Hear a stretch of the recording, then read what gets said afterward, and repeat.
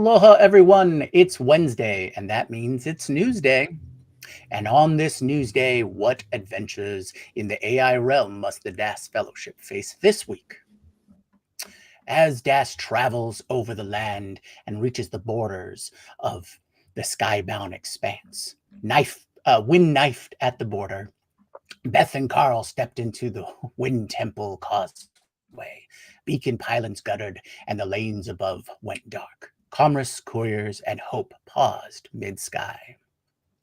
Anthropic, Claude for Chrome. The guild fitted Beth with a chrome bright visor that lets Claude work inside the common workbench. 1,000 chosen bearers test it now. Its rings warded against hex strings so agent spirits can act safely where people labor. Beth thumbed the word key over brass, setting constant rules and confirmation as if buckling a resistant and restless wind spirit into harness. Over the cloud bank, banners braided Meta and Midjourney, an alliance of atelier to weave moving fresco and lens into a single loom. Power gathers where pictures are made, and attention becomes a road you must pay to walk. Phantasm sky ads spooled across the silent lanes. They'll sell us our own sky back, Carl says, planting his halberd as Zephyr, the cartel master, tallied emergency tariffs. From the north came a courier's note. The University of Sheffield, eLife. A bee-brained lesson that motion sharpens sight. Small engines see more by scanning than by staring. Beth watched wind bees ride their gusts and copied their patterns in chalk. The pylons thrummed awake. The ward key shifted compass and claws. 2 routes pulsing on the map, one safe and slow, one swift but costly. Forge your freedom, Beth said. Carl nodded. Crown's Forge. We keep the lanes alive. They took the swift path. Behind them, a rival skylane sealed like cooling metal, an oath hammered shut. Far off beyond the beacon haze, a Janus key turned once, unheard. It's August 27th, 2025, and this is episode 538. Today, we have Andy and Brian, and I am Jimmy, and this is the Daily AI Show. Thank you, everyone, for joining the live stream, and to all of you who are watching just a little later. If you haven't already, click the bell, like, subscribe, and join the newsletter at thedailyAIshow.com. Okay, let us do a quick lightning round of stories from everyone before we delve into this week's news adventure. Andy, what do you got? Okay, a quick one. You know, we've been talking about Meta's new superintelligence division and the incredible flow of money from Zuckerberg to the people at OpenAI and many other, poaches from Google. And news this week, 3 of the staff who just joined Meta have left. Avi Verma and Ethan Knight returned to OpenAI. So it's a revolving door. And then another person, Rishab Agarwal, left, but it's not clear where that person is going. And these are all people who got, reputedly 9-figure compensation packages to go to Meta. And apparently it's internally so either toxic or chaotic or, just insupportable that these people immediately left. And also, Chaya Nayak, who is the director of generative AI product management at Meta, there for almost 10 years, is leaving to join OpenAI. So that's the other direction, right? Not just the revolving door, go to Meta and then return, but also now someone from Meta is moving over to OpenAI. So the battle continues. Brian, what's your lightning round? I would say for me, it's probably Anthropic put out a article talking about education, but in this case, they were talking about educators, not students. And they had done a report on it. And they, you know, surprisingly, not surprisingly, came back with a bunch of stuff. Educators are absolutely using Claude, building artifacts, but a lot of it is around rote, repeatable processes that they have to do all the time. This is not surprising to me at all. I think this is where a lot of people enter using AI is, hey, I have this process that I do that's not necessarily the most fun part of my job, and I would like to do less of that. And so it's a very human thing to say, like, how can I replace that? How can I make this easier on myself? And of course, educators, oftentimes, I mean, some obviously professors, tenure, stuff like that. There's perhaps money or a decent salary there, but we know that many educators are underpaid for what they are actually tasked to do. And so it doesn't surprise me that a lot of them are turning to Claude. Now, one of the things that it said was interesting was about it being used, AI being used for grading. So it says some educators are automating grading, others are deeply opposed. In our Claude.ai data, faculty used AI for grading and evaluation less frequently than other uses, but when they did, 48.9% of the time they used it in an automation heavy way. When they define that as where the AI directly performs the task. That's despite educator concerns about automating assessment tasks, as well as our surveyed faculty rating is it as well as our surveyed faculty rating, it has the area. It's weird. It has the area. I think it's mislabeled there where they felt AA was least effective. It was the area. there's a letter missing. I'm like, what it is? What is as was? It was the area where the faculty felt the AA was least effective. So I find this interesting. There's a whole report on that. You can go to anthropic.com and look. The name of this article from them from yesterday. It's a 10-minute read. Anthropic Education Report: How Educators Use Claude. I mean, honestly, we could do a whole other show about this, but I know we talk about education quite a bit. What I like about it is that it's talking about it from the other side. And as we were talking about, there's a lot of, you shouldn't do this, students, da da da da da. But also, I'm going to use AI when it's quiet in my office and there's no students in there, and I'm going to use it to grade papers. So it's like, can't have it both ways. And so I think a lot of schools have a lot of figuring out to do. And also, I would imagine lots of educators, like in a lot of other professions, are doing this completely outside of and without the support or knowledge of the institutions they work for. This is happening at home on computers, where more than likely a lot of these institutions that I work for are not aware that they're using these tools. They're simply like everybody else trying to find efficiencies in what they do, and they're using AI for that. But it's tricky, right? Where, especially for the AI heavy, automation heavy tasks, right? So anyway, sort of a short, quick thing there to say, read more about it. Yeah. So this was a report that analyzed 74,000 conversations. Mm-hmm. But they necessarily, I think, had to identify them as educators, meaning these are actual teachers, professors, and they were using Claude. It's not clear to me. I'm not sure. Maybe you could provide some reference to this, that this was at home use rather than something that Anthropic provides as a service to universities. And there's how they knew these were educators that were using Claude. Yeah, good call on that. I'm not sure, actually. That's a good call. Like, how are they doing that? It says at the top here, in a recent Gallup survey, teachers reported AI tools saving them an average of 5.9 hours per week. And in version of usual discussion, students have begun expressing concerns about professors using AI in the classroom, which is what I was just saying. We previously reported our new analyst looks at professors. We analyzed 74,000 anonymized conversations for higher education professionals across the world on Claude.ai this past May and June. We also partnered with Northeastern University to hear directly from faculty. I'm not sure, Andy. I'd have to dig into the bottom of it to find out, but that's a good question. Yeah. And the other point I wanted to add is that from those conversations, the largest block of use was in curriculum design.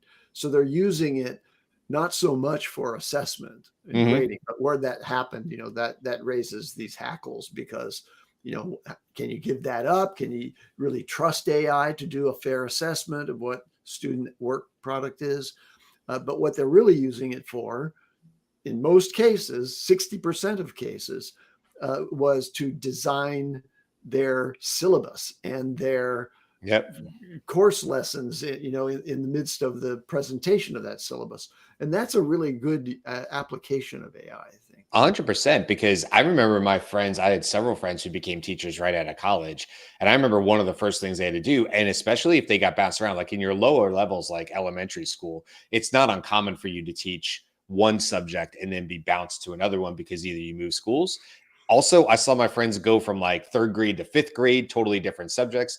And I don't know how it is today, but at least when I got out of college and I watched my friends go through this, they would have to build at that time literal notebooks worth of every single day had to be planned out. Every single curriculum has to meet the standards of that state, right? So there's like, you'll see them, and the curriculum standards will be like .11 whatever, right? And it says these are essentially the keywords, the things that you have to cover as part of this to satisfy, in order to make sure you keep accredited, so on and so forth. So like they had to do all that stuff, and they would sort of manually sit down and be tasked with putting this together. It was a significant time investment that really wasn't like, at least what I remember, the teachers weren't exactly given 2 days of pay to sit without doing anything else and build these. It was like, no, we've moved you. You're now doing this subject. And now it's like you just have to snap your fingers and have this new thing built. And a lot of times my friends did that on nights and on the weekends, like a lot of the teachers do. So I'm with you, Andy. Like, you now have not only the entire internet, you have the ability to look at what some of the best programs for that subject or that grade are doing. And now you have like things like Google Deep Research and everything else. There's no reason why you can't use AI to put together, quite frankly, a better syllabus that's more engaging for the students, or has a better chance of being engaging with the students, than you could have ever done on your own. We should be leaning into this. And I don't think it should be the Wild Wild West. I think school systems should be leaning into this, deciding what best looks like, and then applying that and using that and giving that to the teachers. So I'm with you. I'm not surprising at all. It's a huge time suck.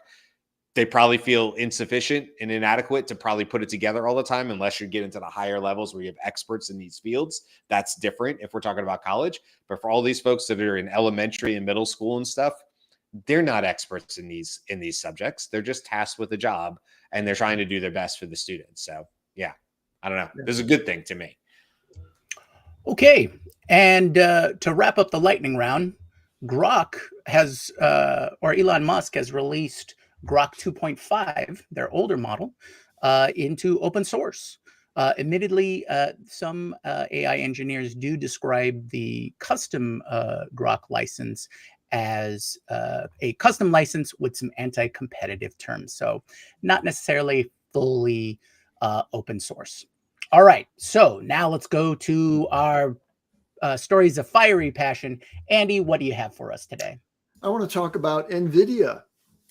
So today is a big day in the world of AI because NVIDIA's quarterly earnings are going to be announced after the market close today.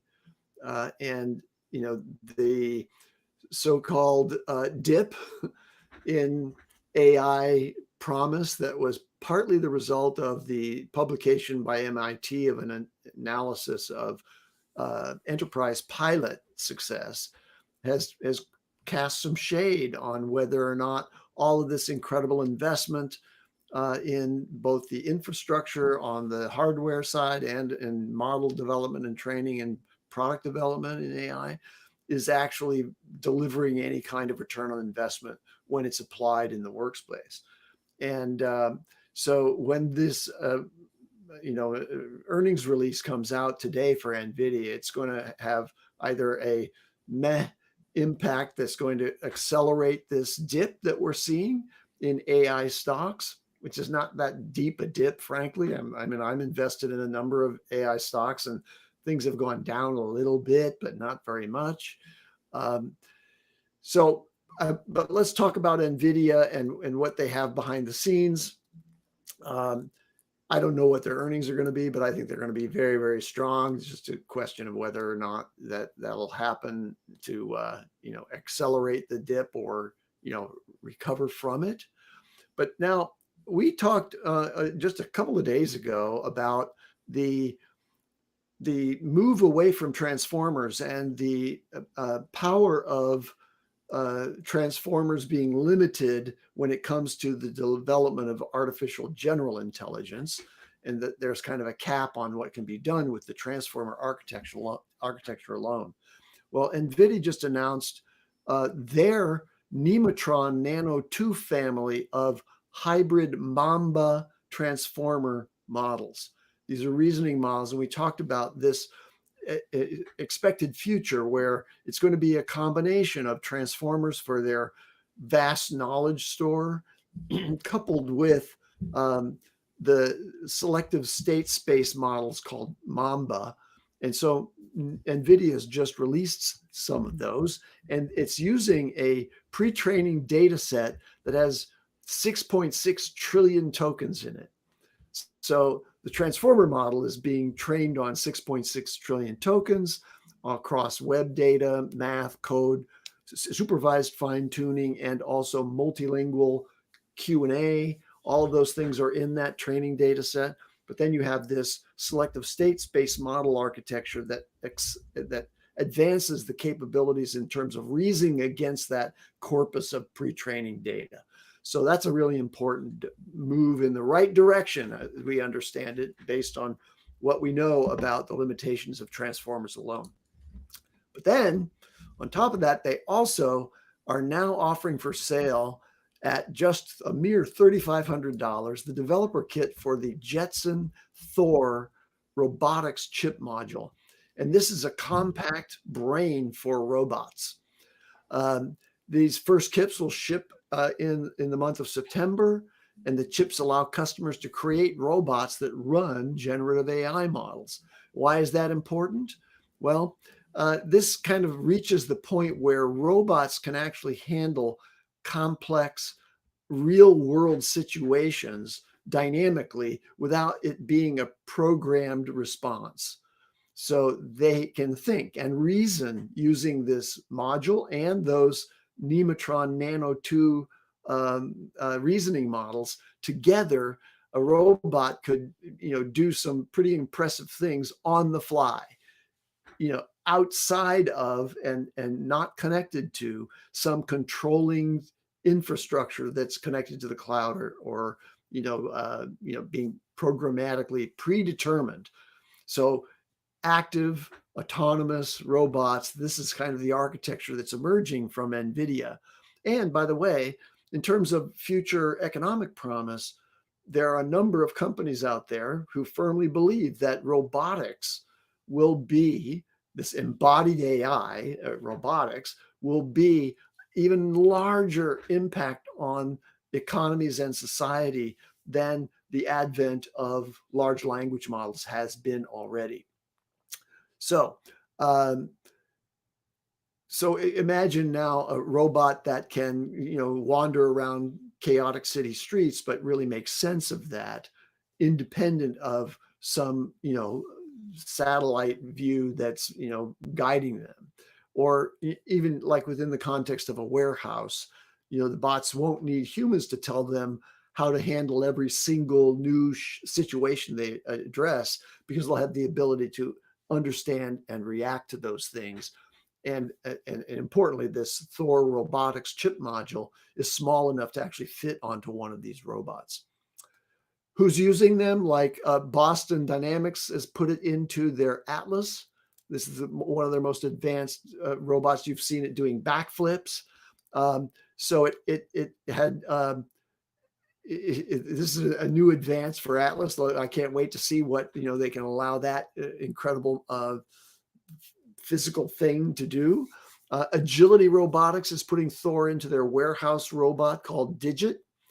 And I think there's one other, there was a reference in one of the newsletters that Figure AI, which is another robotics company, is also using the Thor robotics chip module in their latest designs. Awesome. I mean that's a lot of movement in NVIDIA. I also heard a story of they put out some hardware, part of infrastructure hardware. I can't remember the name of it off the top of my head, but it's supposed to improve the networking aspect, so the interconnectedness for data centers and things like that. I do have one slight weave story off of NVIDIA, and apparently there is a story going around that I saw on TechCrunch saying that NVIDIA is told their component manufacturers to stop building out components for their H20 chip. And this could be because of the back and forth that's been going on with China, H20, and the administration getting those back out, and then China finally saying, "Oh, maybe we don't want," encouraging their companies not to buy the chip and things like that. So we'll see what's happening. And Andy, I do look forward to seeing what that financials announcement will be. And then you said that was later today. That was going to be Yes. later today. Awesome. Okay. I do have a cluster of media stories, and that's kind of what I wanted to focus on today for myself. And that was essentially three kind of big moves happening for AI in media. Number one, YouTube seems to have been caught, or at least concerns have raised about YouTube applying AI to upscale content from users. Now, this or from creators, and right now there's not a lot of information, but YouTube says this is just part of our normal machine learning, trying to provide the best version of things. But some content creators have put side by sides of what they created versus what YouTube's AI enhanced, and there's plenty of artifacts and what seems to be some AIification or manipulation of those videos. So, and this might also be a matter of YouTube kind of crossing the line in terms of a permissions versus forgiveness kind of thing. Content creators really didn't appreciate YouTube just doing this to their content, as opposed to just letting them know that they were going to do it, or at least have the option to opt out, opt in, and those kinds of things. It seems like a miss on YouTube's part to believe that somehow that would be like everybody would want a high def upgrade, right? Or something. Right. I mean, just think about all the different types of content and all the different reasons why you might opt to have whatever the creator's control is, to have something that looks grainy, that looks less, that looks, but Exactly. for creative reasons. And so it is odd to me that they sort of did this sort of, well, they were testing it. It's not like it went global or anything, but it's interesting that they did this. On the one side, you look at YouTube, you look at what YouTube TV is, you look at what Netflix is doing, and you can kind of see this future where, YouTube, well, I've already said for me, it's the predominant way that I consume TV for me. And I know I'm like probably in the minority with that, but that's the truth. I don't really look at YouTube on my phone at all. I don't really like it on my phone, but I love it on my TV. And I have a bunch of different subscribers that I follow up to. And that is definitely my default. If I'm going to spend 20 minutes and just kind of veg out, it's going to be on something that's very dad-like Vertasium, or it's going to be, whatever, things that interest me at this age, right? All sorts of different stuff. So on the one hand, I'm like, oh, you could see like gentle upscaling to perhaps make a more cohesive thing on the TV.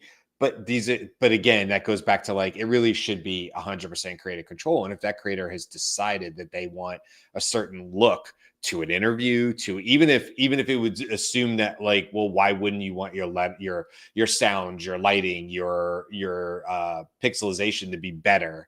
Wouldn't you want us to fix that for you? But the reality is it really shouldn't have anything to do with YouTube. So it's like, it does feel like a miss to me, why you would you would globally, like, I mean, not globally, but not make it an option for somebody to like first decide if they want to turn on.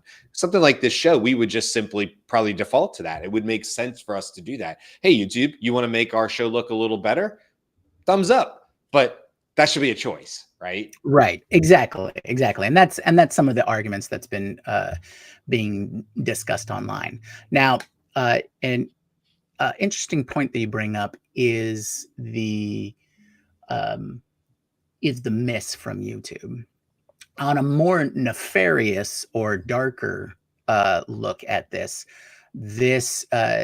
some have interpreted this move as a way for YouTube to um, to get the audience trained on looking at AI content, in the sense that if everything's been enhanced or upscaled by AI, then it will be harder to uh, differentiate, or just on a subconscious level, just accept what AI content looks like. So it'd be harder to tell that one thing is AI and another thing is not AI. Now, do I think that's where this is going?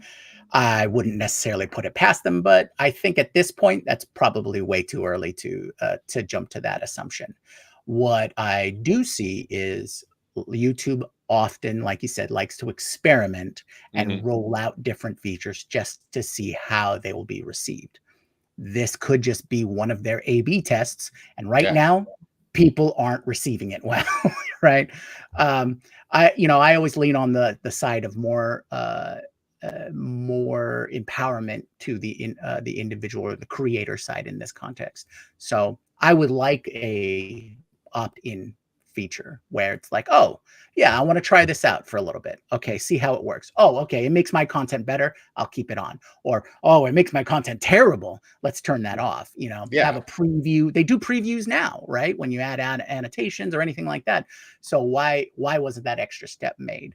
And it's probably, like you said, this is just an experiment, but they didn't go the extra step for the customer or client buy-in, Yeah. which I think probably blown back on them a little bit.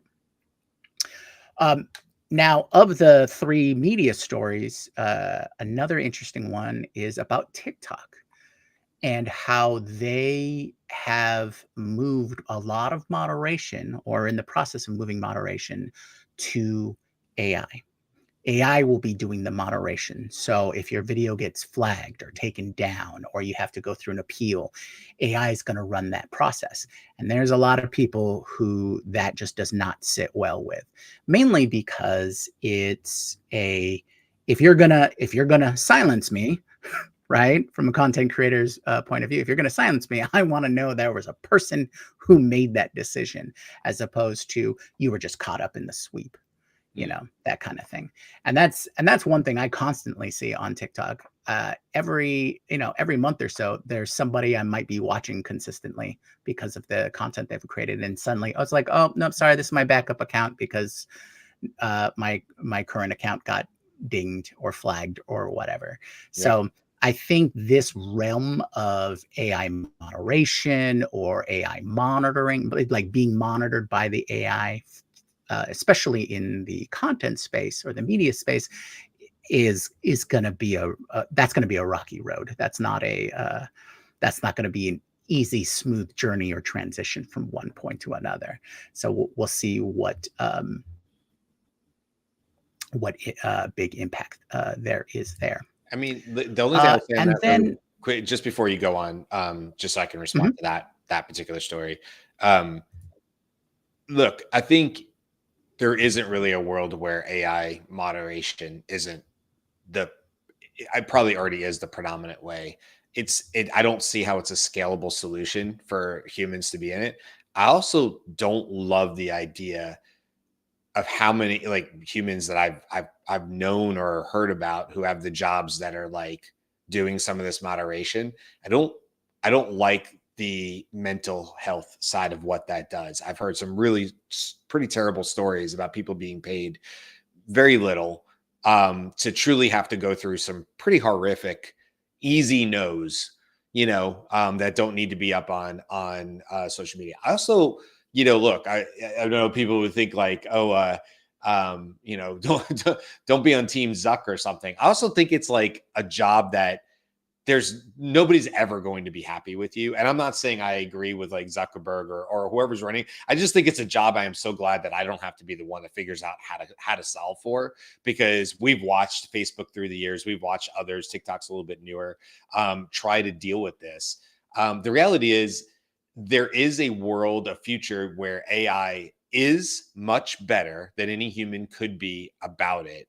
The issue is, Jimmy, when and where through that process do humans get tagged and brought in? If you leave it to the person, the creator on the side, of course I'm going to hit 111110009999999 on a phone until and it says okay, I'll put somebody on the phone with you, right? Like, we all want to believe our problem is definitely human worthy.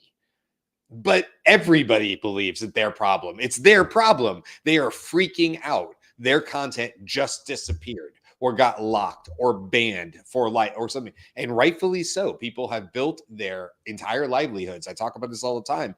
But years and years ago, I watched on Facebook, right as Facebook switched over to more of an ads-based model. Prior to that, essentially people could be on Facebook and run their own, what we would consider to be an Etsy today. They could run it for free on Facebook and make a lot of money. And Facebook eventually said, we think we want to do this as more of an ad pay to play type situation. This would have been like 2010s somewhere, right? And I watched people basically lose their livelihoods of it. So I understand why it's personalized to everybody. It should be.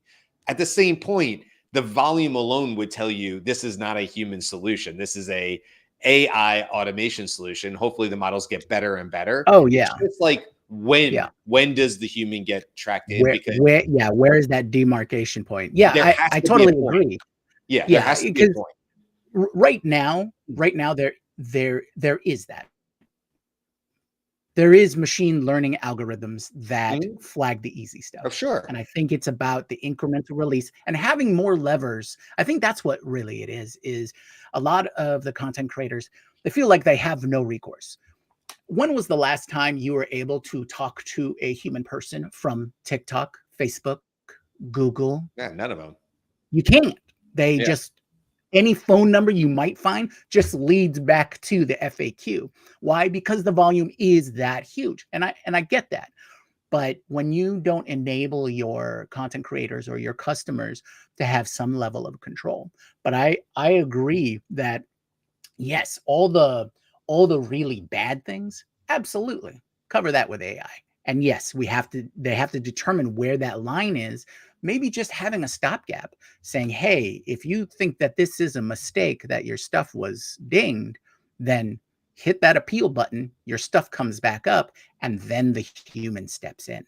Right? Well, what people are not going to like, Jimmy, is that they're going to hit the appeal button and there's going to be an agent's worth of appeal process, agents that are trained slightly differently, and to look at no, that's what I'm talking about, is an immediate response kind of thing. The thing is, though, there still won't be humans in that, and people are going to get denied in like 10 seconds flat, and they're going to be mad that their appeal process only took 10 seconds, because instead of looking in and saying, well, at least TikTok sent this through a mixture of experts.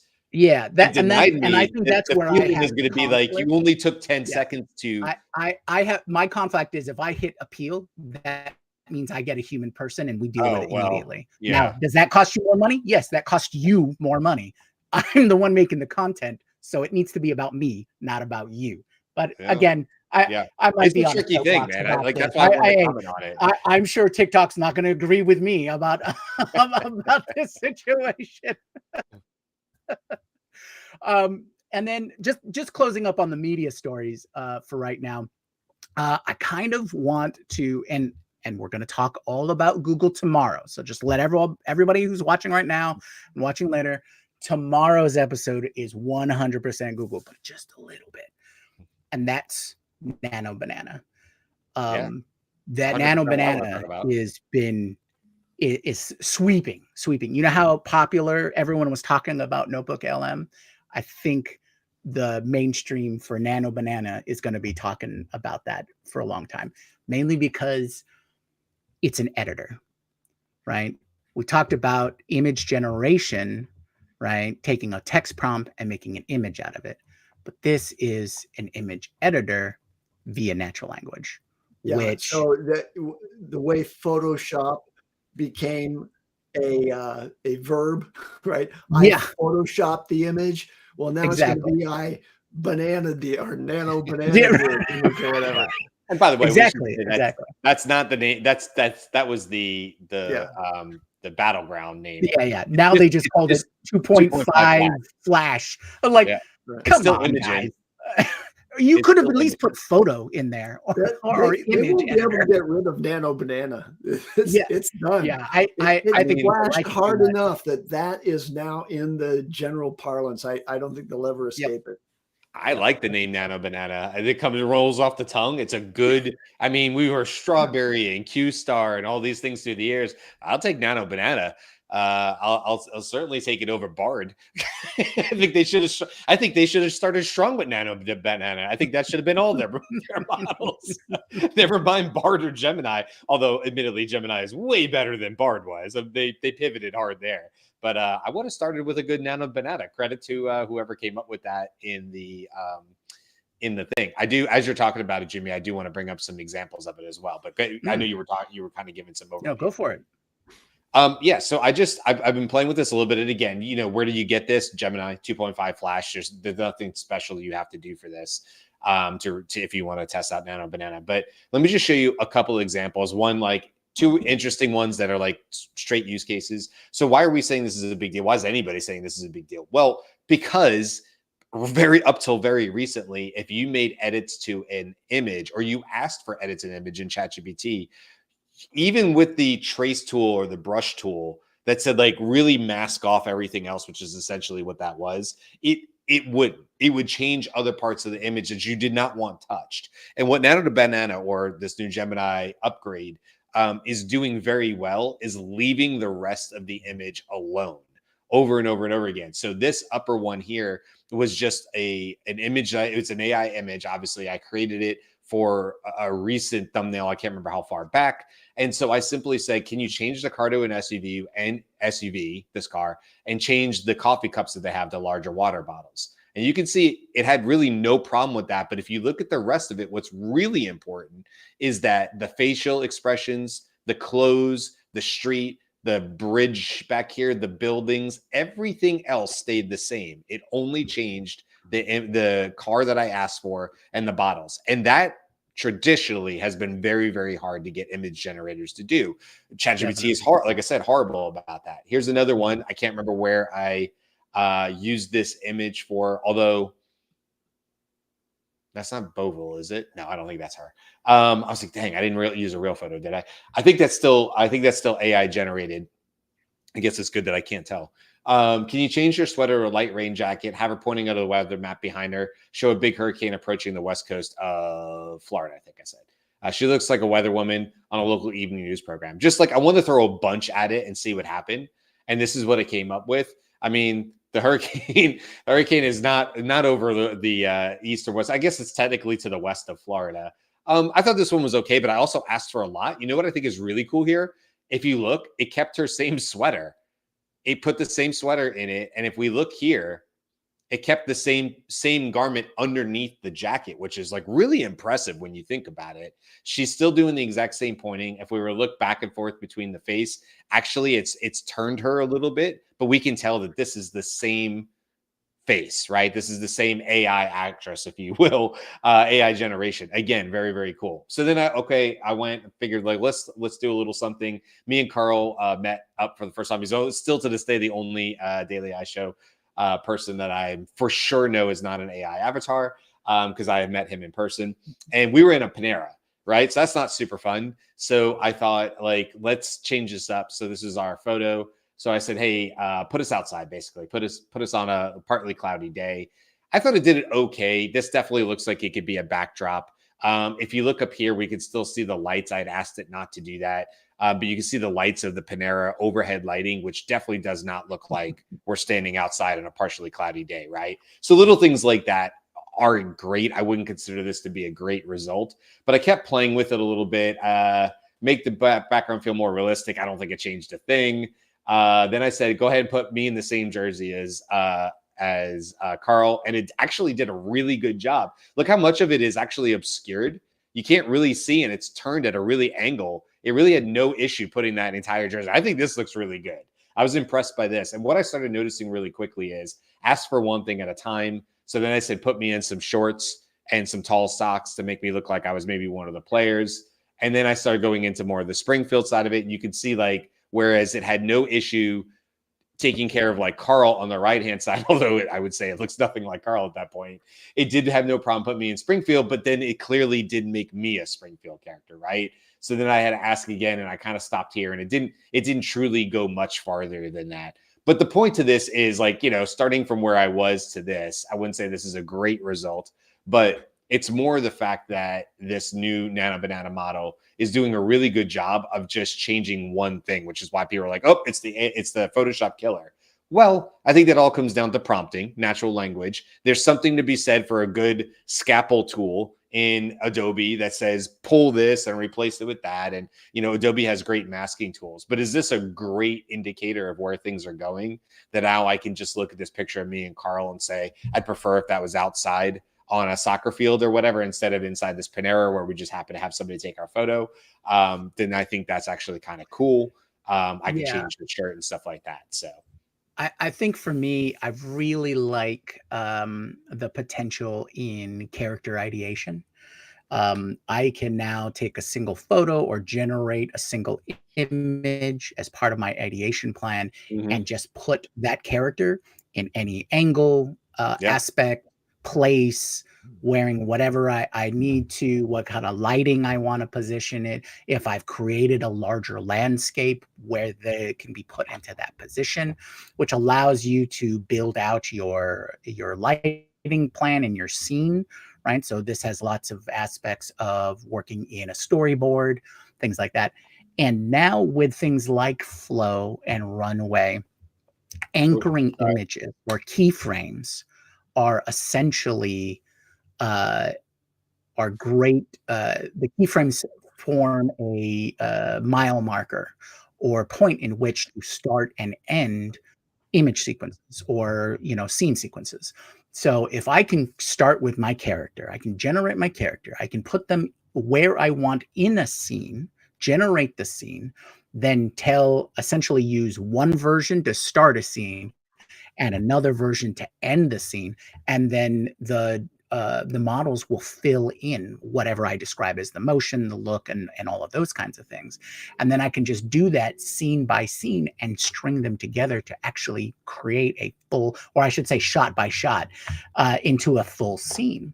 And then this is how we can get into really multi-minute long sequences. And then that can be strung together in larger scenes or larger shorts, larger film pieces as well.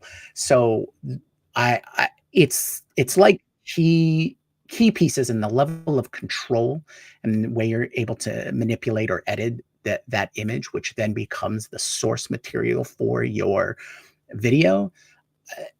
While it kind of fills a lot of different roles and a lot of different steps, and I think that's where it will really shine. So we'll see how. Yeah, I saw that video. I did see that video because they combine a lot of the image manipulation through a couple of different tools there.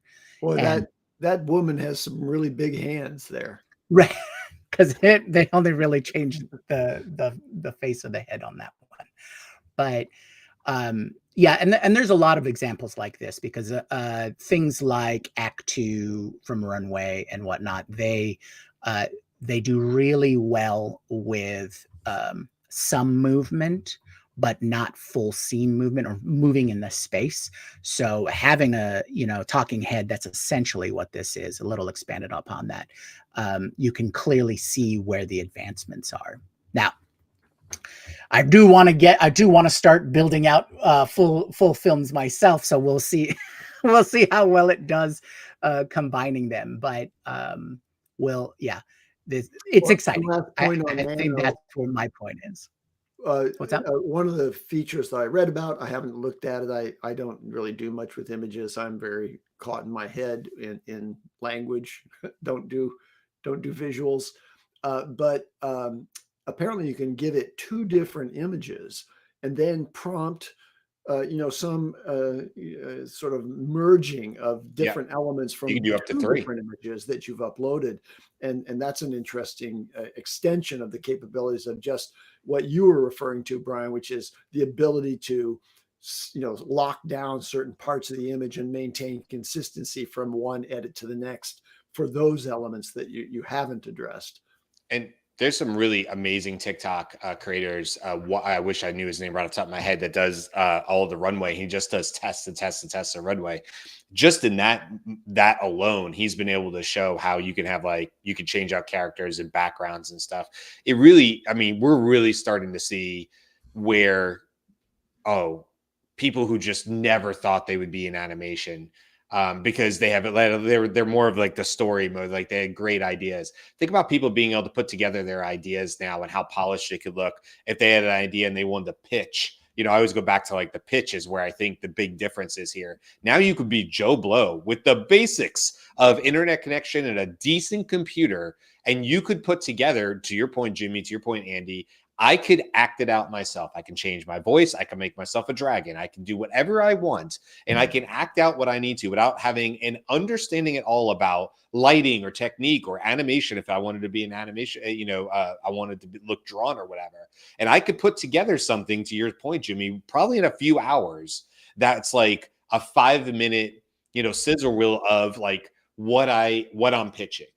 And then I'm able to take that, directly to, pitch it, or however it goes through the process, in order to say, not only do I have this idea, but this is what I'm talking about. And of course, an image goes, is worth 1,000 words, and a video is worth 1,000 images, right? So it's like, you can see where this is going to unlock the ability for people who maybe have previously not had any ability, and certainly not the money, to put together or get a few friends that they might be able to do to act out a scene so they can try to pitch it. This is how the futures of Goodwill Huntings and things like that are going to be pitched, because you're going to be able to do it for pennies on a computer with nobody else, play all the roles. Yeah, her hands were too big, right? But he was able to demonstrate that was a female and she was part of it. And we know he could have used 11 Labs to change her voice to be a female voice. And in Runway V2 could, what's it called? The other part of Runway does all of that stuff. So look, I think there's a lot of potential here. And if I know we came off of Gemini really quick. Could I show one really cool thing? And then I know we probably need to move on. Sure. Go ahead. Yeah, bring that super, up. Super cool. Yeah. Okay. Super cool. All right. This is my grandfather and my grandmother. This is an image that floats around in a lot of houses on my dad's side. And so this is I love this photo of them. Obviously, I never knew them at this age. I'm not quite sure what year this is, but these are my grandparents, right? I would call him Pop, and this is Grandma. So one of the things that's very cool about Nano Banana is that you can colorize images. The other thing is, with VO2 directly in Gemini, you can now use motion and add motion to it. So I just want to show you something. It's like, you can be the judge on what you think about this one way or the other. I have shown this to my dad, and my dad thought it was very cool. This is his parents. So let me just show you this really quick.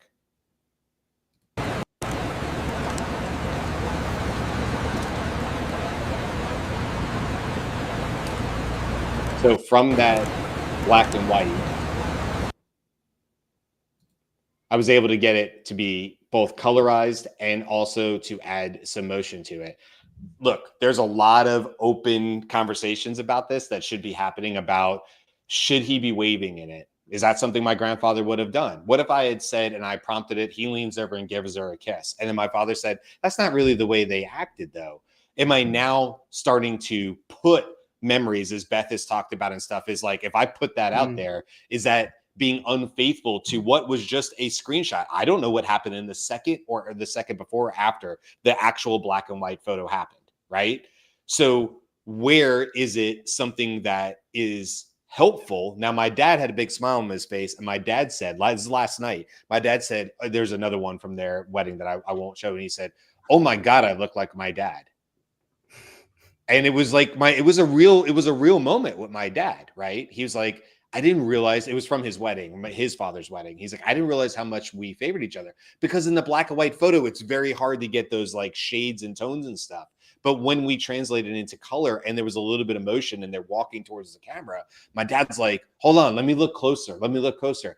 That's amazing. I can't believe how much I look like him. I'm like, Dad, you look a lot like him. We call him Pop. His dad's Pop, right? Pop, you look a lot like Pop, you know? So I just wanted to share that as sort of like a personal thing, but I also want to point out here, with great power comes great responsibility, and you know, that old saying. And so there's a bit of that. I was very, very hesitant to show this to my father. In fact, I showed it to my brother first, and I thought, because the last thing I would ever want to be is looked at being disrespectful towards family. So I think there's a lot to be considered with this, but the fact of the matter is it exists. You can colorize and put motion to black and white photos, and there's a lot of big smiles from folks, but you might also have people who say, I don't like that. The image is the image, leave it alone.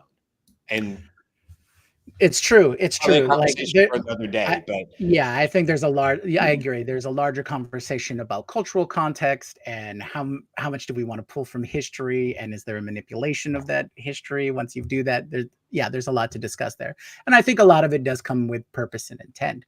But technologically speaking, that was a thing that you did with your family, and it seemed like your father enjoyed seeing that. So I think that was a win for a really important conversation. And I'm working on a show idea and putting together the thing on digital cloning and all the different facets of digital cloning, both on the moral and ethical sides of representations that might not have ever really occurred, and how do you maintain faithfulness and authenticity with respect to live humans if you're cloning live humans, either, you know, from on one side, the nefarious applications in deep faking somebody, or in the legacy sort of preservation sense that you demonstrated here today, Brian. That's going to be a whole show, and I'm putting together the dossier for that. Love it. And that, it sounds great. And I think super timely with that HeyGen just released their Avatar 4. That was another story, right? And I got to see, because we got the email that said, hey, we're releasing this, take a look at it. And from their examples, digital twin is apt. That it is quite good at replicating, seeing side by side. So looking forward to that show, Andy, and I think that's a good place to wrap it for today. I want to thank everybody for joining us. So all of you folks in chat, thank you so much for joining us so early in the morning every day. Thank you to all of our viewers and subscribers. Please, if you want to continue this discussion, there's just all of the news in particular for me always gets the gears going, and I want to talk more about it. So continue the discussion on our Slack community. Just head over to dailyaishowcommunity.com to sign up for that. Tomorrow is Google Day, so Google's AI dominance, and then Friday is our grab bag, where we talk about all the things that interest us and review of what's happened in the AI space. Until tomorrow, aloha.